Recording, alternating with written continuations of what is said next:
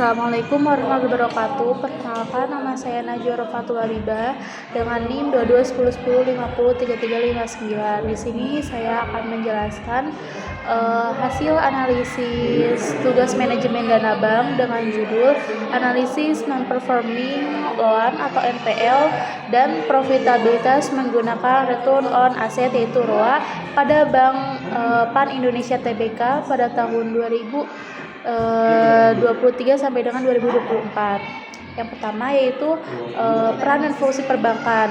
Apa sih peran dan fungsi perbankan itu? Jadi perbankan berperan sebagai lembaga intermediasi yang menghimpun dana dari masyarakat dan menyalurkannya kembali kepada masyarakat dalam bentuk kredit.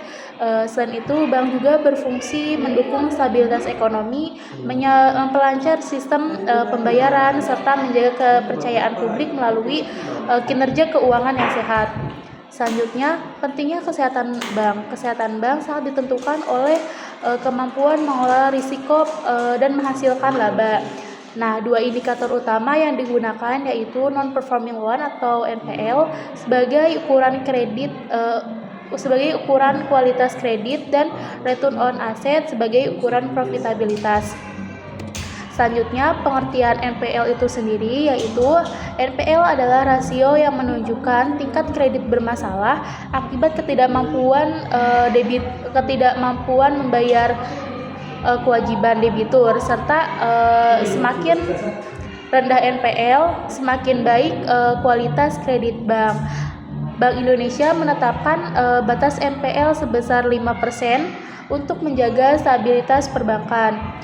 Selain itu, pengertian profitabilitas menggunakan return on asset yaitu ROA mengukur kemampuan bank dalam menghasilkan laba dari seluruh aset yang dimiliki. ROA mencerminkan efektivitas manajemen dalam mengelola aset dan operasional bank. Standar ROA yang baik menurut Bank Indonesia sekitar 1,5%. Selanjutnya ada gambaran umum Bank Pan Indonesia yaitu merupakan bank nasional yang menyediakan layanan penghimpunan dana, penyaluran kredit, dan juga jasa keuangan lainnya, serta beroperasi dengan prinsip kehati-hatian dan tata kelola perusahaan yang baik. Selanjutnya, perkembangan NPL pada PT Paninbank pada tahun 2023 sampai dengan 2024. Tingkat NPL Paninbank mengalami penurunan pada tahun 2023 yaitu 3,03% menjadi 2,34% pada tahun 2024. Nah, hal ini tuh menunjukkan adanya perbaikan kualitas kredit dan pengelolaan risiko yang semakin membaik.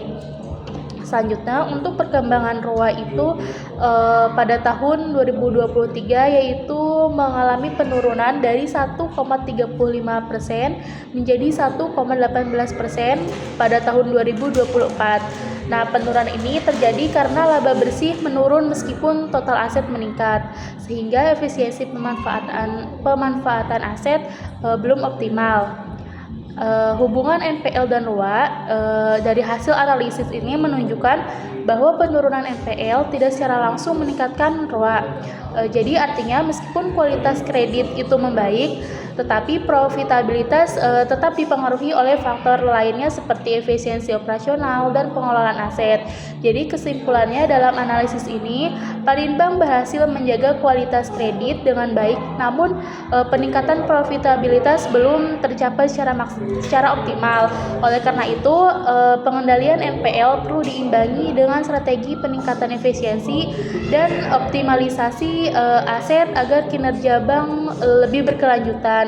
Sekian presentasi dari saya, kurang lebihnya mohon maaf. Wassalamualaikum warahmatullahi wabarakatuh.